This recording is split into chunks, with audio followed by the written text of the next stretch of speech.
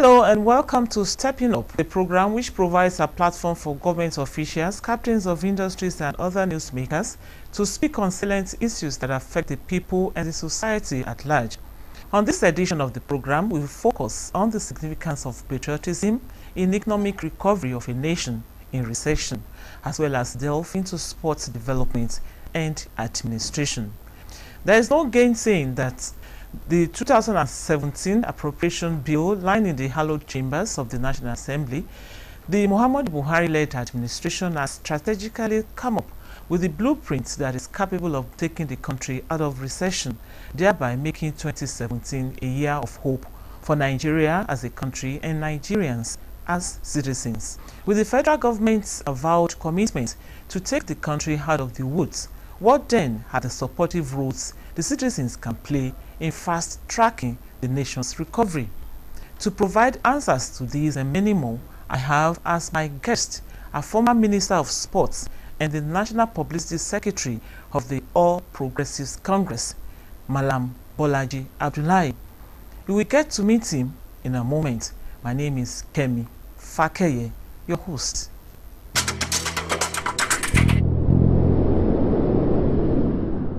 We are reaching you this week from the office of the National Publicity Secretary of the APC, Malam Bolaji Abdullahi, who is stepping up on the platform this week to talk on a number of issues. Malam, you're welcome on Stepping Up. Thank you very much. My pleasure. You had been in government and now the spokesperson of the ruling party. What is your assessment of the blueprint put in place by the federal government for the country's economic recovery? Well, I think it's been a particularly challenging period for everyone, both at the government level and at the party level. The party level, at the level of the party, the challenge is how do we ensure that the citizens continue to trust the party, having given us the mandate to rule the country in spite of difficulties. And of course, the government, the challenges have been how do we deliver on the mandate of our party, how do we deliver on the expectations of Nigerians generally, regardless of party affiliation. So I think it's, for me, I've been in government, so I know how difficult it is to even get little changes done. But when you are even talking about the kind of deep-rooted or comprehensive change such that we promised, it's certainly going to be a lot more difficult and more challenging. So what you see as what people call the hardship that has happened in the preceding year, sometimes necessary fallout of trying to drive reform in the kind of circumstances that we find ourselves. We will say that the 2017 appropriation bill, when it's passed into law, is capable of taking Nigeria out of recession. Sure it is, it has potentials, but of course a budget is a proposal. The president called it the budget of recovery. I think that is quite indicative of the direction that the federal government under President Buhari wants to go, which is to use the budget of 2017 to pull Nigeria out of recession. So the parameters in the budget are quite clear. The assumptions are also quite clear. But the commitment of government to use those, the combination of those, to alleviate the hardship and to also put the country in a better economic state is not in doubt. There are other issues as well which we believe must happen. For example, the issue of the Niger Delta is quite significant. Hopefully, and we are pleading that the parties involved will be willing to talk, as the president had indicated that they will be willing to engage. What are other issues that you think are involved in ensuring that the 2017 budget really, drag Nigeria out of the woods? You mentioned only one. I think there should be other issues. Yeah, the issue of the capacity of the country to earn foreign exchange. That is the issue of, and that depends on our production capacity. Our economy is still largely dependent on how much crude we are able to sell. And both the price of crude is improving in recent time, but the production is very important. So if the price improves, if we are not able to meet our production estimate, then that's a problem. And that is why we have to continue to go back to the issue of Niger Delta, which is quite central to the implementation. The budget itself comes with a deficit, if you look at it, but the financing of those is also going to be an issue. But I believe that those who have put the budgets together, the competent people who are working on this, will have considered all the issues, and of course the National Assembly now, before whom the budget is being evaluated and assessed, will also bring all these issues in view in terms of what exchange rate benchmark to use, what crude pricing benchmark to use, and all that. All these are going to play a part in finalizing the budget. But what I'm saying is that the philosophy of the budget is what is most important at this point. And what is the philosophy? The philosophy is to use the budget of 2017 to drag Nigeria out of recession as quickly as possible. And there is no confusion about that at all. For the idea of diversification, don't you think this also, has a role to play? Yeah, diversification is very important. But you see, the significant thing we have to note when people talk about diversification is that Nigerian economy is actually well diversified already. You see, because if you look at what happened in 2014, when the previous administration did the rebasing of the GDP, the service sector actually contributes close to up to 50% of GDP or to the GDP. Then, in fact, I think the oil industry is a distant fourth in terms of the percentage contribution to GDP. So our economy is well diversified. But the challenge which we see is that we've not been able to develop those other sectors to a level that they become as productive as they should be, especially at the level of earning foreign exchange for Nigeria. And when you look at what these other sectors are able to do, how much people they are able to put to jobs. So the issue of job creation, the issue of unemployment creates the notion that, we are a monocultural economy because majority of our people operate outside the framework of those economic sectors, So the challenge is not as much of that of diversifying the economy. It's about making those other sectors also equally competitive and inclusive in a way that they can also contribute to our foreign exchange base and also create employment. What are the roles that the citizens have to play, in supporting government efforts towards taking Nigeria out of recession? Well, primarily, the government has a primary responsibility to steer the nation in a particular direction. We as a party are very clear about what those responsibilities are, and we take them very, very seriously. But there is hardly anything any leadership in any country can achieve without the support of the citizen. The buy-in of the citizen is very important. The citizens have to buy into whatever agenda you have. And by voting for APC in 2015 is a primary endorsement that we believe in what your party is able to do. And now, after the election, the real work starts, and there will be some inconveniences which are natural to any change in any society. So, at this point, the role that the citizens should be playing is to continue to trust in government ability and government desire or willingness or commitment, to improve the lives of the citizens. Okay, what is the import of penchants for foreign goods, on these old efforts to take Nigeria out of the doldrum? Where we are today, the primary readjustment that we need to make as a country and as citizens is to begin to find local substitutions for those things that we will normally import. And that is why the grand agenda of made in Nigeria, that is swiftly gaining ground, is very important. And I can also see, I mean, the governor of one of the Southeast states was yesterday talking about how his state is benefiting from what is going on now, because there is a rice producing state, and you can see that the local economy is benefiting from the conversion of people to local rice consumption. And the National Assembly is doing quite well in this regard as well, with the Senate President personally leading the Made in Nigeria initiative. I think that is quite good and commendable, you know, and we have to continue to move in that direction. Maybe at the end of the day, this may be the turning point for Nigeria as a country. Can you tell us, what does patriotism have to do, you know, on the part of the citizens, you know, in ensuring the achievement of government goals and aspirations? I mean, patriotism is quite central to everything, and it's rooted in the idea of citizenship. There are entitlements of citizenship. There are certain privileges that that is conferred on you by the mere fact that you are a citizen of Nigeria.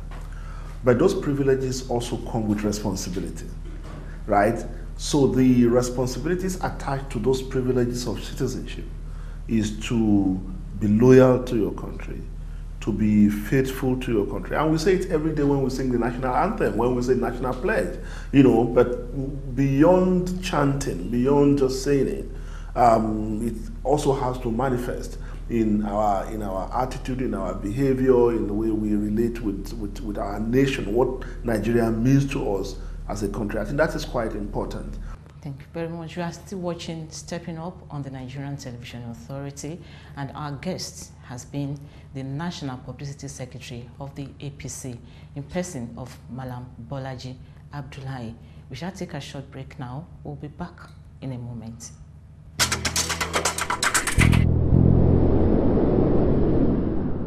The program is still Stepping Up, and the National Publicity Secretary of the APC, Malam Bolaji Abdullahi, is still on the seat. Let us now reflect on sports development in Nigeria. You have been the Minister of Sports in this country. How will you say that the sector has fared? A measure of the sports sector today, unfortunately, what Nigerians like to see as an indication of progress is that is football, right? How well we are doing in football. Other sports are very important. I tried so hard as minister to ensure that other sectors also, but Nigerians love their football. And when the African Championship that we won last in 2013 starts in Gabon, is it Gabon? Yeah.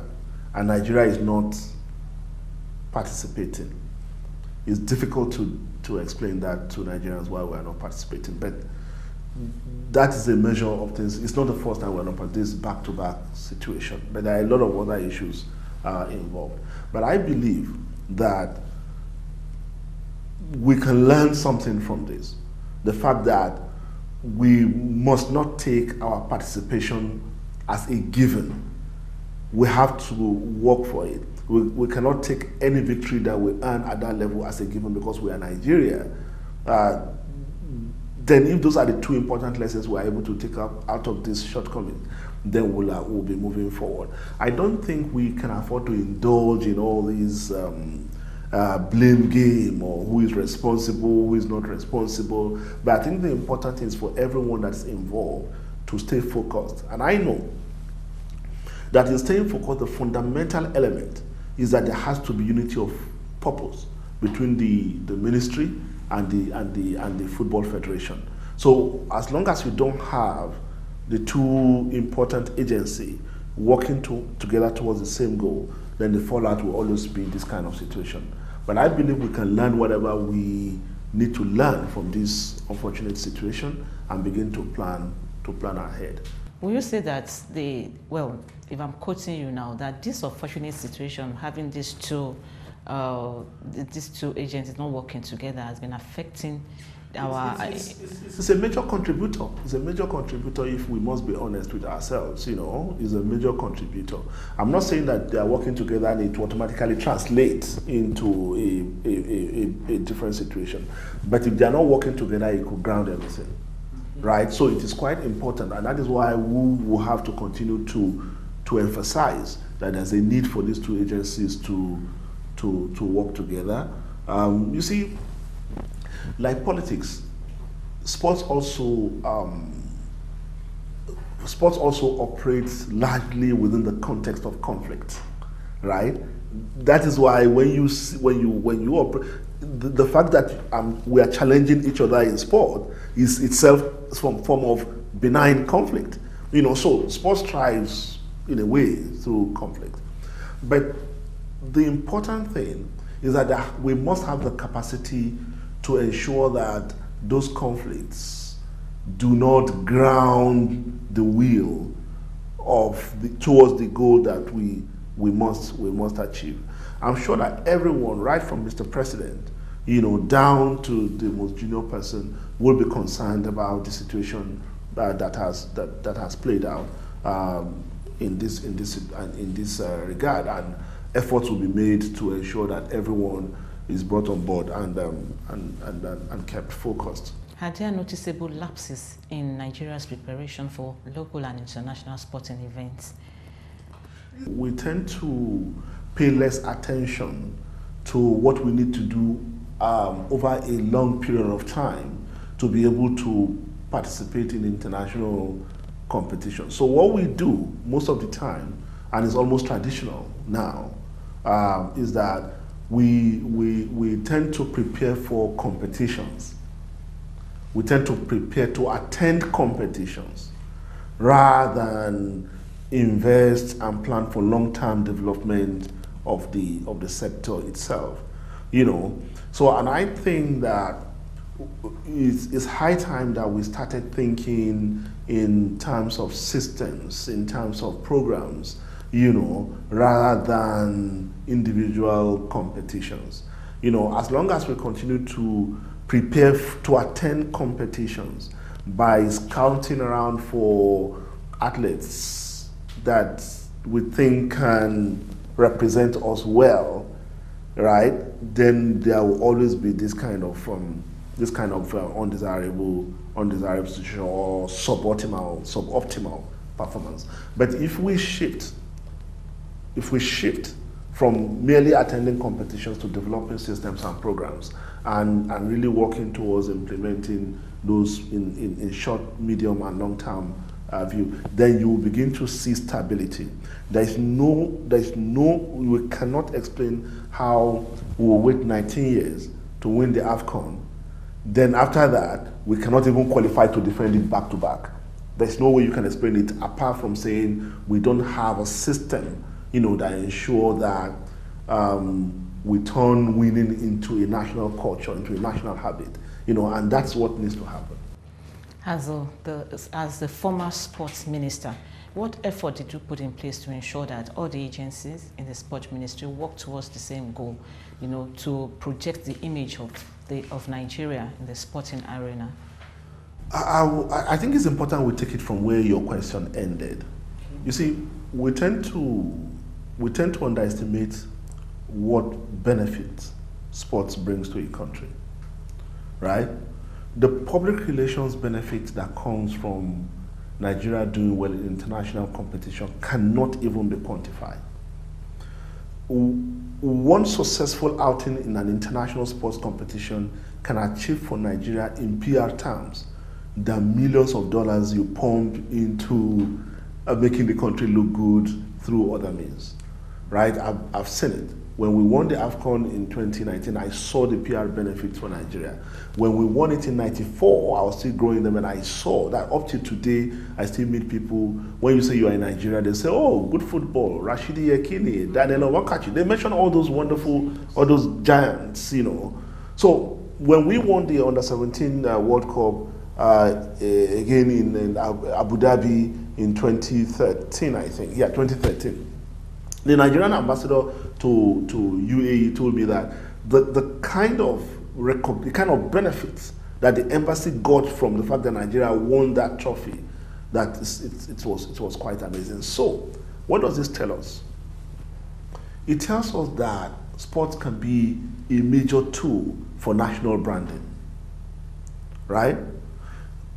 If you mention countries like, if you mention Brazil, for example, what comes to your mind is football, right? If you mention India, what comes to your mind is maybe medical tourism, right? If you mention Japan, maybe, or Korea, people think of maybe electronics, right? If you mention China, people think of manufacturing, right? So we have to ask ourselves this question. If you mention Nigeria, what do we want people what image do we want people to have in their mind? And sport can play a very important role in that national branding. So this is why it is very important to look at this from a systems point of view.